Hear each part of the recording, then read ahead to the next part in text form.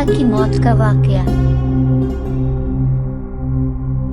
बयान किया जाता है कि किसी शख्स ने एक गुलाम खरीदा था, तो इस गुलाम ने अपने आका से 3 शर्तें रखी।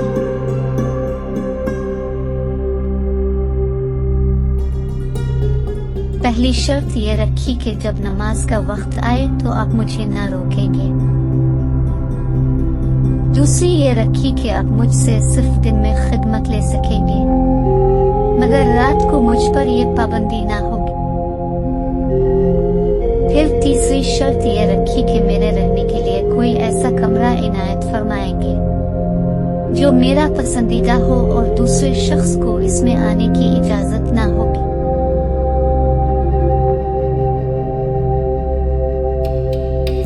चुनांचे आका ने गुलाम की तीनों शर्तें मंजूर कर लें और गुलाम को हुक्म दिया कि जाओ जाकर महल में अपनी पसंद का कमरा देख लो, जिसमें हर कमरा एक से एक बेहतर साजो सामान के साथ आरास्ता था। बस गुलाम ने तमाम कमरों को देखभाल कर अपने लिए एक वीरान कमरे का इंतखाब किया।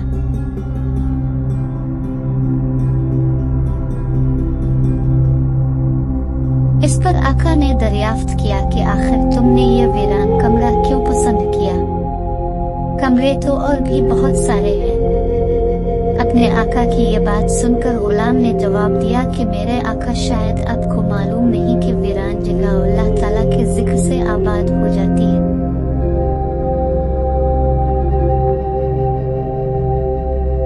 इसके बाद इस गुलाम ने इसी वीरान कमरे में रात को रहना शुरू कर दिया और ये बात पहले ही तय की थी कि रात को गुलाम आजाद रहेगा।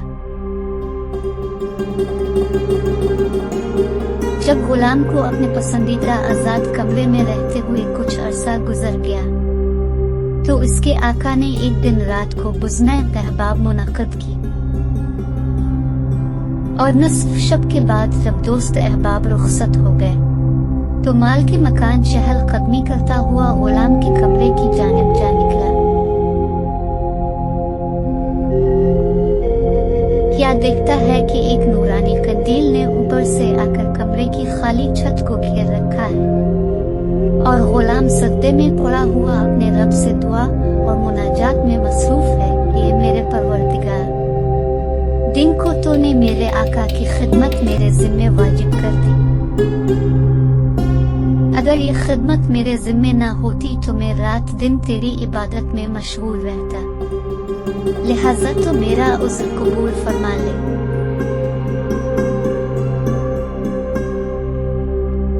इसका मालिक ताज्जुब के साथ सुबह सादिक तक इस अजीब मंजर को देखता रहा। चुनांचे सुबह होते ही वो नूरानी कंदील आसमान पर चली गई और छत बंद हो गई। मालिक ने अपनी बीवी से इसका तज़किरा किया और दूसरे रोज वो मालिक और उसकी बीवी दोनों इस मंजर को देखने गए, तो इस शब में भी बिल्कुल वही मंजर देखा जो पहली शब में मालिक देख चुका था। सुबह इन दोनों ने गुलाम को बुलाकर कहा, तो अल्लाह के वास्ते आजाद है, ताकि अपनी ख्वाहिश के मुताबिक रात दिन अल्लाह ताला की इबादत में मशगूल रह सके, जिससे तो माजरत करता रहता है। इसी के साथ इसके मालिक और उसकी बीवी ने गुलाम से इसकी उन करामतों का जिक्र किया जो रात को वो दोनों देख चुके थे।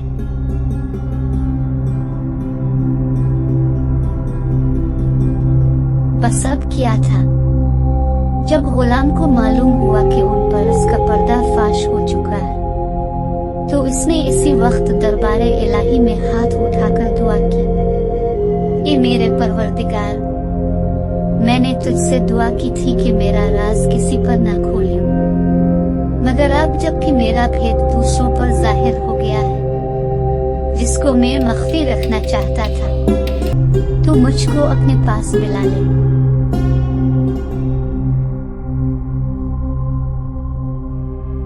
चुनंचे इसी वक्त उसकी रूह परवाज कर गई और वो अपने खालिक़ हकीकी से जा मिला। अल्लाह ताला से दुआ है कि अल्लाह पाक उसकी मग़फ़िरत फरमाए और उसके दर्जात को बुलंद फरमाए। आमीन।